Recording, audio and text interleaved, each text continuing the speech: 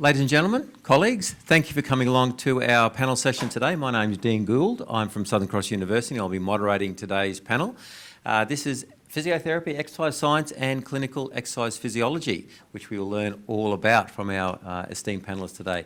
It's fantastic to have you here on this great day in Coffs Harbour, and I would like to pay my respects to the custodians, as traditional custodians of the land that we're gathered on today, and pay my respects to the elders past and present. Our panel today is three very outstanding people who can really shed some light on these study disciplines for us. We've got Dr. Chris Stevens, who's our Chair of the Discipline for Human Sciences here at Southern Cross University, across the Faculty of Health. And Chris supervises PhD, Masters and Honours students in Sports Science, Physical Activity Engagement, and he's an accredited sports scientist himself, an accredited exercise scientist, and a Fellow of the European College of Sports Science. And his own research is focused on improving sports performance in hot environments with cooling strategies, which sounds fascinating, actually. We also have Dr. Maria Constantinou. Maria is our very first Professor of Physiotherapy here at Southern Cross University. We're offering it for the first time next year here at Coffs Harbour. And she has joined us from an extensive career in physiotherapy and academic teaching across a number of universities. She's got clinical teaching and research experience in this particular field, and she's been a secretary of the Executive Board of the International Federation of Sports Physical Therapy and a National Sports Physiotherapy Australia Committee member since 2008. So thank you for joining us today. And Georgie Hackforth. Georgie she's one of our alumnus. She's has a bachelor degree in sports and exercise science from Southern Cross University and has just this year joined us as a teaching associate as well, which is fantastic.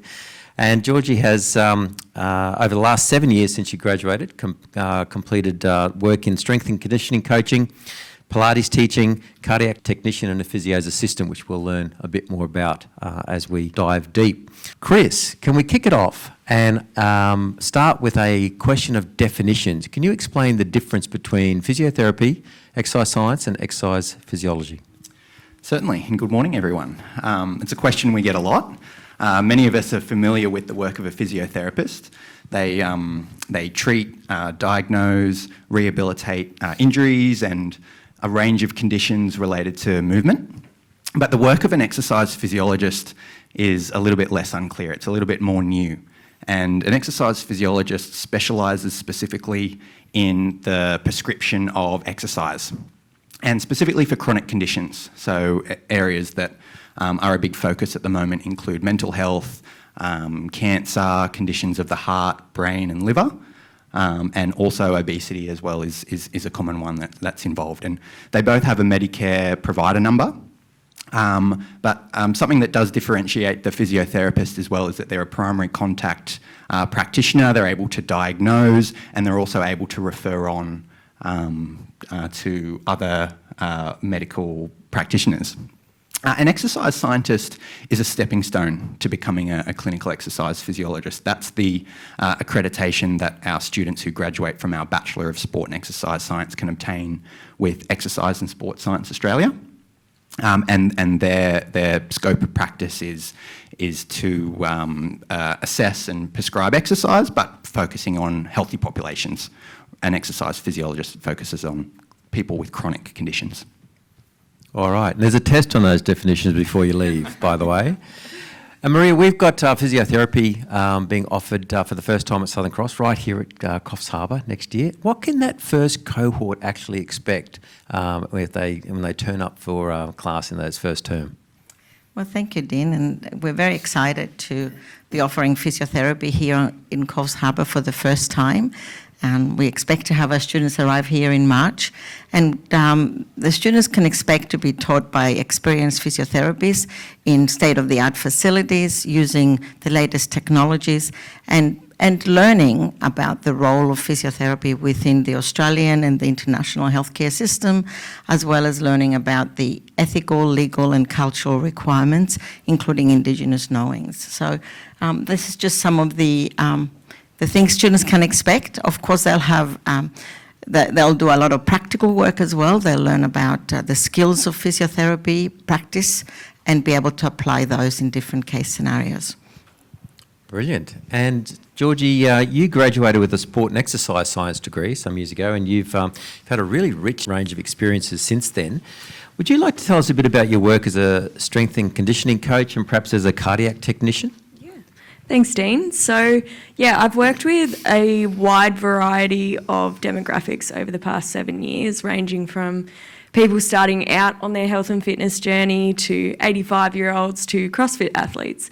And I think working with such a broad range of people, it's such a great opportunity to kind of adapt your coaching skills to the level of the learner and to learn how to provide the appropriate progressions. And it's really exciting to be a part of their journey, whether it's someone adding a kilo to their 1RM clean and jerk that they've been trying to achieve for a year, or whether it's like a 70-year-old doing their first box jump. So it's just exciting to be a part of that process. With a cardiac technician, it's obviously a lot more of a serious environment. You are essentially analysing ECGs on Holter monitors and performing stress tests, which you actually get to do in the Bachelor of Sport and Exercise Science. And it's basically looking for signs of ischemic heart disease. So it's obviously a serious thing to do, but it is nice also being a part of that sort of process to direct them in a much healthier setting or healthier pathway. And Chris, as discipline chair, you have oversight of the full suite of degrees. And what sort of people are attracted to this area of study? Really, anyone with a passion for exercise, sport, health, someone that wants to help people, someone that is interested in working in a clinic setting or working in a sport setting with a sports team, or even working in a gym facility. There's a whole range of different career paths that a career in any of these courses can take you. There's not only one option. So I'd say, if you've got that passion for sport, exercise and health, that you will enjoy these courses. And just stick with you for a minute, because you've been at Southern Cross long enough to see this building open and some of the facilities that it offers. Do you want to explain that a little bit for this area of study as well? Yeah, this new building's been fantastic for us because we've got a whole range of dedicated lab spaces in this building. So we've got a biomechanics lab where we can analyse movement. We've got force plates in the floor. We've got a range of 3D motion capture cameras all around the room, so we can create 3D models of all sorts of different movements. We've got a human performance lab where we do all our exercise testing and strength and conditioning, and we can measure things like energy expenditure and VO2 max and the lactate thresholds. So we're able to do some exciting things in this space now that we've got this new building. So many gadgets to play with. And Georgie, what drew you to this degree, and what foundation has it provided for your career so far? Yeah, so growing up, I was a dancer and experienced a lot of overuse injuries. And so it kind of forced me into strength and conditioning. And I think once I discovered the benefits of training for not only performance, but for longevity and for like just overall quality of life, I just wanted to learn more and help empower others to kind of see the benefit in it for themselves and for their life moving forwards. That's great. And Maria, could you share about the style of learning that students will undertake and what placements will actually look like for our physio students? Yeah, sure, Dean. And our students will be learning, they'll be experiential learners, and they will learn from their lived experiences. In other words, we're going to be teaching them a lot of the theory that underpins physiotherapy practice, and they're going to be able to be using practical skills to learn how to assess and treat people. And then within those practical skills and the theory, they're going to be able to apply it into case scenarios. So we're going to do that like for all of the physiotherapy specific units, whether it be in cardiorespiratory or musculoskeletal or neurological areas. The students are going to be going into observational visits through the first 3 years to be able to see physiotherapists in action. They'll visit clinical facilities, whether it be a private practice or a hospital facility, And that's going to be a really good segue into preparing them for their clinical placements, which are going to be undertaken in their final and fourth year. So once the students have learned all the theory, all the practical skills, then they're going to be able to put everything into practice and be able to reflect on that practice to be able to improve their performance. And the clinical placements are going to be, we've already had discussions with the local physiotherapists in the area, and a lot of them are very excited and very keen to host our students. The hospital, we've had discussions with the hospital, potentially about students going into the medical facilities, into the cardiorespiratory and neurological areas, as well as the musculoskeletal, like I mentioned before. So it is a variety, and we're trying to give our students experience across both what we call the acute placements or the chronic placements and the community placements as well. And that's interesting. Most of us would probably think of physiotherapists in a clinical or hospital setting, but there sounds like there's many other career paths as well. Yes, absolutely. So there's career paths that they can take in aged care. There's a lot of physiotherapists now working and having their own businesses in aged care, working within the National Disability Scheme. We also have physiotherapists working in pediatric areas, working with children specifically, and that's another area again where we'll be training our students in.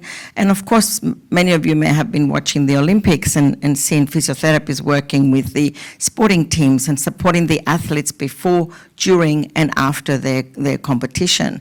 And so there are many different areas that physiotherapists can work in. They can go into research and become research intensive, or they can go into clinical areas, they can go into management areas.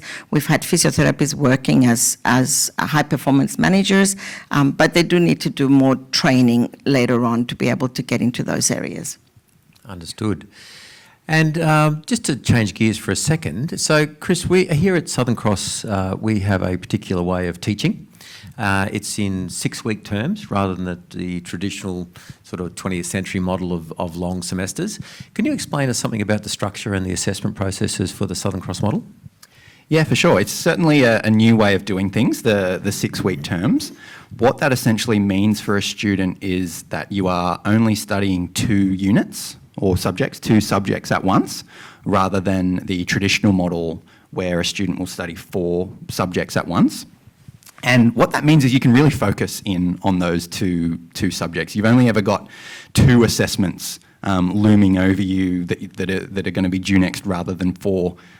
You're only turning up to 2 different classes on those topics rather than 4. So you're not spread as thin, and you can dive in a little bit deeper on those 2 subjects that you are studying. The other major change is the way we're teaching and assessing. So there's a much more of a focus on in-class practical learning, what we call active learning strategies, so actually the doing of the practical skills. And the assessment reflects that as well. So we've moved away from exams where you've got to memorise a lot of content from a textbook, and our units now are predominantly assessed through practical skills assessments, OSCEs, VIVAs. Essentially, it's more on-the-job training and developing practical skills rather than the traditional model of solely focusing on the knowledge. Really, the idea behind that is to create more job-ready graduates, people that can go into the workforce and be ready to work as an exercise physiologist or a physiotherapist.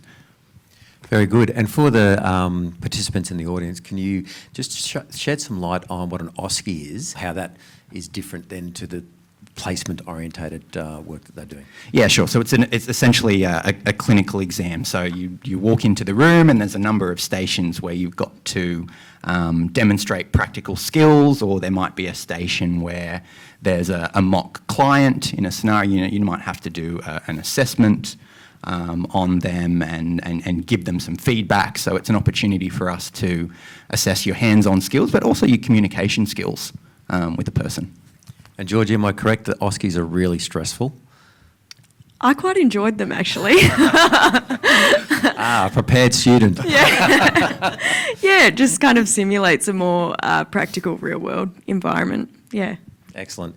And looking back on your time as a student here, what advice would you give anyone considering a degree in this field? I think it relates a lot to what Maria said with practicum in getting experience in a variety of different settings.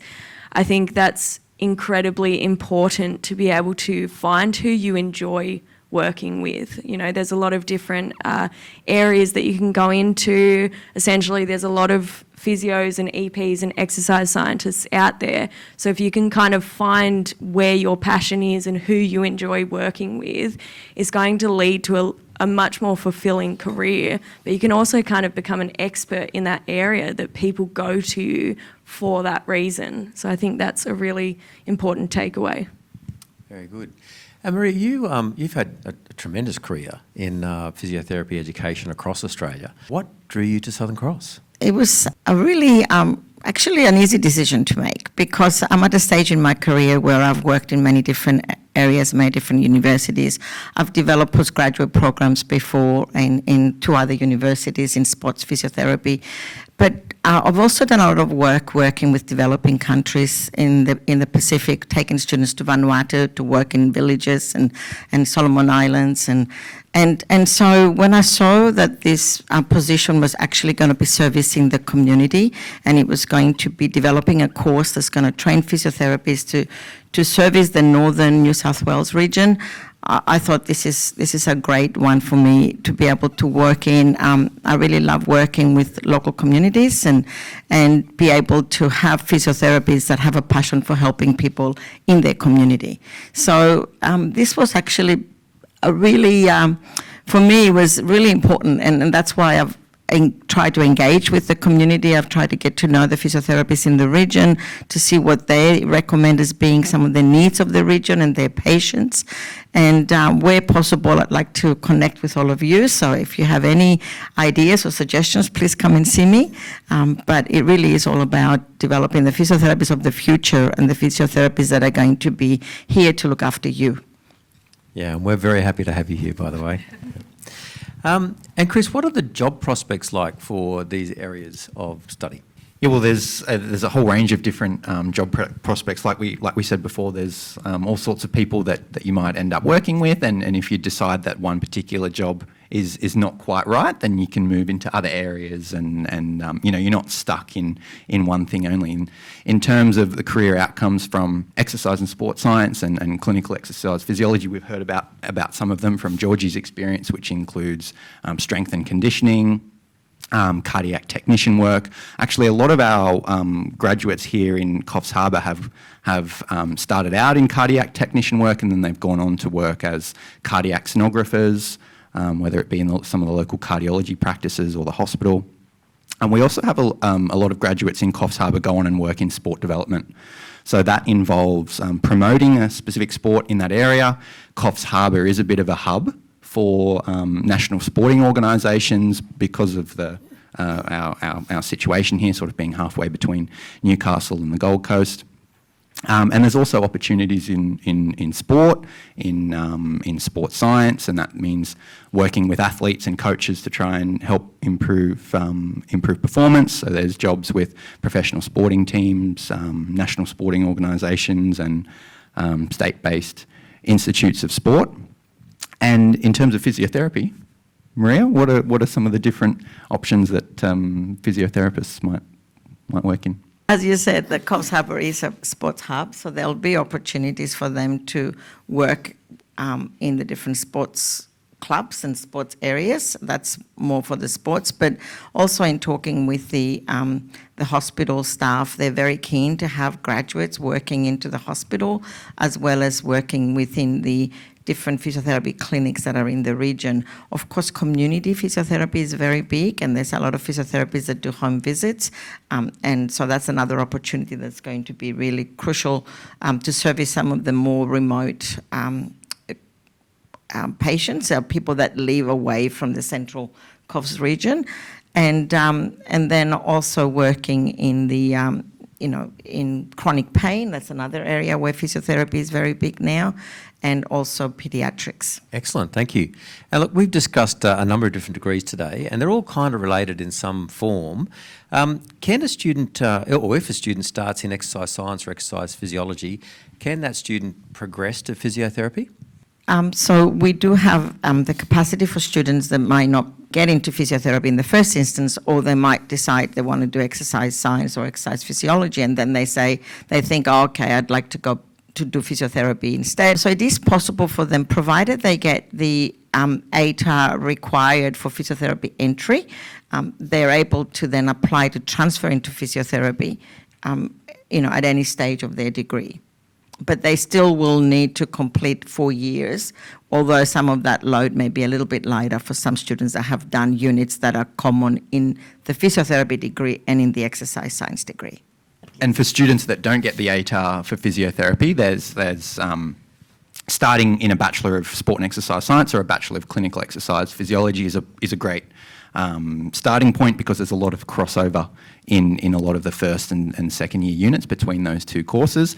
And if you perform well in the degree, regardless of your ATAR, if you perform well in the units of that course and get what we call a GPA or a grade point average equivalent to the physiotherapy ATAR, then there's potential for you to transfer over as well.